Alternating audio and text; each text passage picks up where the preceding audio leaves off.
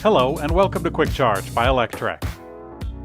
I'm Mikey G, and it's Saturday, August 13th. The United States House of Representatives has voted to pass the Inflation Reduction Act, and then it will go on to President Biden's desk, where it is expected to be signed into law into the coming days. For EV fans, this means that the current version of the bill remains, with the actually confusing implementation of the new EV tax credit. The new credit actually focuses mostly on onshoring EV manufacturing and diversifying supply chains to countries that the U.S. has free trade agreements with. Currently, a large chunk of EV supply chains are concentrated in China, in which the U.S. does not have a free trade agreement. Either way, the new version of this tax credit will open up more electric cars to get more credits than the one that was previously enacted. Tesla has decided to stop taking orders in the US and Canada for the Model 3 Long Range, one of the more popular models. There's currently a rush to order electric vehicles as the technology becomes more mainstream, and in the short term it grows in popularity due to the gas prices, and come to think of it, also the EV incentives expected to become law any minute. Now, according to Tesla's online configurator, the Model 3 Long Range is now grayed out and cannot be selected to order. Tesla added a note that says that it will be available in 2023. Tesla has also removed the pricing for the vehicle, but we happen to know that before it was taken down, it was $57,990. It's likely that that price will change when the vehicle is updated, when it's available. Tesla's autopilot and full self-driving programs are facing mounting pressure from many fronts, as regulators and politicians are now getting involved. Last year, the NHTSA announced that it was launching an investigation into Tesla's autopilot after identifying 11 crashes with first responder vehicles. Now, after a few months without news on that front, U.S. Senator Gary Peters and Representative Jan Schakowsky, both Democrats who chair subcommittees overseeing auto safety, have decided to send a letter to the NHTSA to pressure them on the investigation.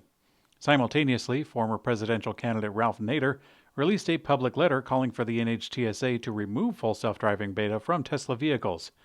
Now, coincidentally or not, those efforts to pressure regulators to shut down Tesla's autopilot and full self-driving beta comes after Dan O'Dowd released a shoddy advertisement attacking the program.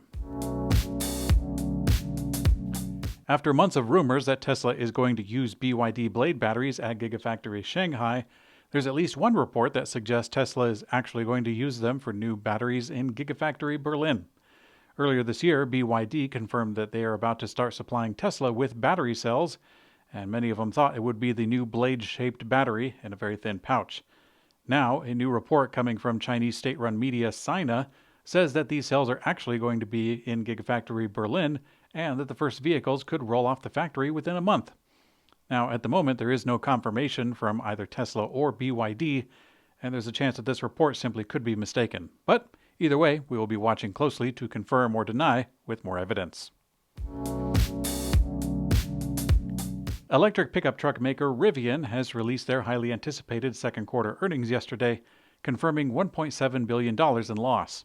A challenging business environment in the second quarter is forcing Rivian to cut its financial earnings outlook for the year. They say that they expect a wider loss of $5.4 billion in the total of the year. Although profitability is a major concern for Rivian, the company is progressing in the right direction, still holding large demand.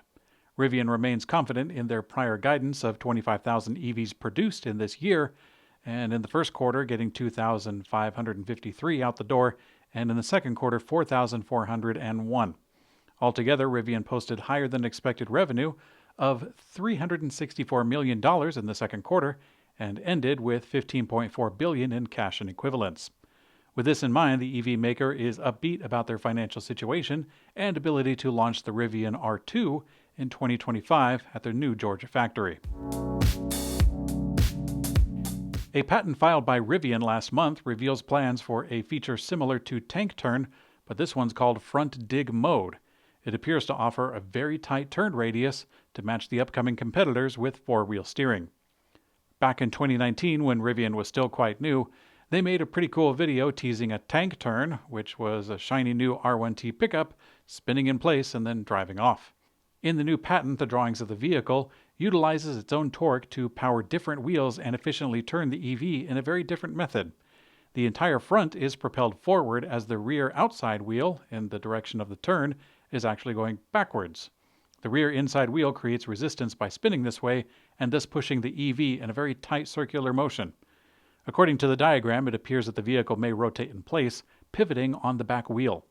As with many patents, Rivian may simply want to get the front dig mode protected and may not really have any implementation or intention to put it in vehicles. CATL, the world's largest battery manufacturer, has announced a plan to build a giant new plant in Hungary. They're going to supply vehicle makers like Mercedes-Benz and BMW.